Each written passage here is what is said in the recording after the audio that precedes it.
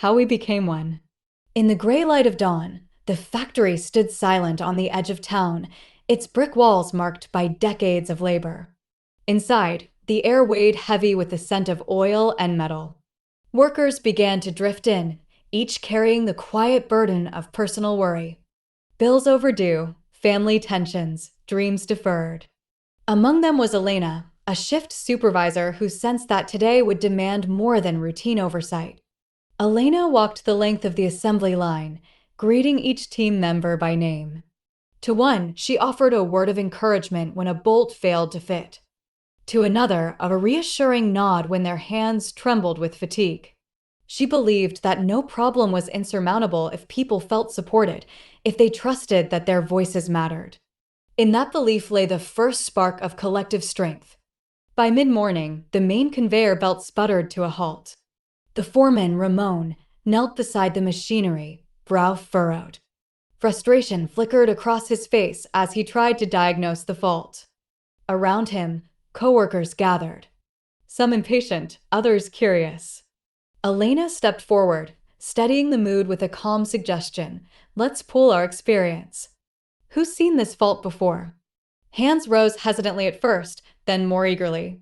Matteo, the night shift mechanic, recalled a similar jam, while Priya, a recent hire from quality control, proposed inspecting the pressure valves.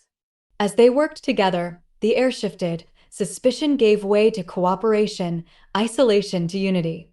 Within the hour, the belt sprang back to life, not because of a single genius fix, but through shared effort and respect for every perspective. When the crisis passed, Elena gathered the team in the break room. Over mugs of weak tea, she said quietly, we each hold a piece of the answer. When we align our hearts and minds, no challenge can stand against us. Her words resonated with an unspoken truth. Unity tempered with humility and guided by integrity transforms doubt into confidence. As the shift ended, workers drifted out into the fading light, their shoulders a little less burdened. Elena lingered by the door, watching them go. She knew that real strength was not in wielding authority, but in cultivating harmony. An enduring lesson she carried home under the quiet stretch of evening sky.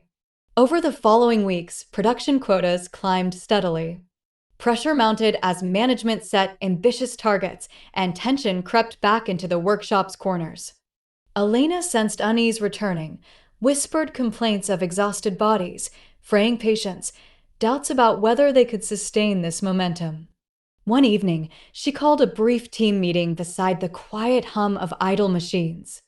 I've watched you overcome obstacles not through force, but through mutual respect, she began, voice low but firm. Yet now I see fatigue wearing you down. We risk losing the very unity that carried us through before. I propose we form small working circles. Groups of 5 who will rotate daily, sharing tasks and insights so no one person bears too much. Skepticism flickered in Ramon's eyes. Won't that slow us down? He asked. Elena shook her head. True strength lies not in pressing forward blindly, but in pacing ourselves wisely. Reluctantly at first, the team agreed to try. The next morning, groups convened around different segments of the line. In one circle, Maria, a veteran assembler, taught Priya a more efficient way to align parts. In another, Matteo and 2 operators redesigned the sequence of checks to reduce backtracking. Through open dialogue, previously unseen redundancies were eliminated and production actually improved. Yet without the frantic rush that once strained them. Beyond the mechanical gains, something deeper shifted. By sharing both the load and the knowledge, each worker felt seen and valued. Mistakes became opportunities for collective problem solving rather than blame.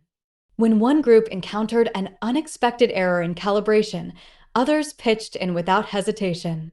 The plant floor buzzed with conversation that rang with purpose rather than anxiety. At week's end, the foreman's ledger showed that output had not only met the new quota but exceeded it by 10%.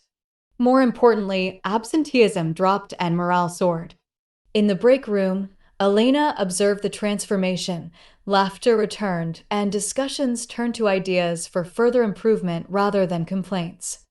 Later that night, she stood alone by the shuttered gates and reflected on what had changed. It was never about mechanical fixes alone. It was about weaving personal trust into every operation. In the shared commitment to one another's growth and well-being, the team had discovered a wellspring of resilience stronger than any individual effort. And Elena knew that if they could sustain this spirit, no future challenge would crack their foundation. By the third month, the factory's rhythms had changed. The once dark corridor between offices and the workshop now carried an undercurrent of shared purpose. Management, impressed by the team's sustained success, invited Elena to present their methods at a regional conference. Nervous yet determined, she accepted, not to claim credit, but to share the blueprint of collective virtue. On the day of the presentation, Elena stepped onto the stage before an audience of peers and executives. She began not with charts, but with a question: what happens when we align action with respect and ambition with care? Silence followed.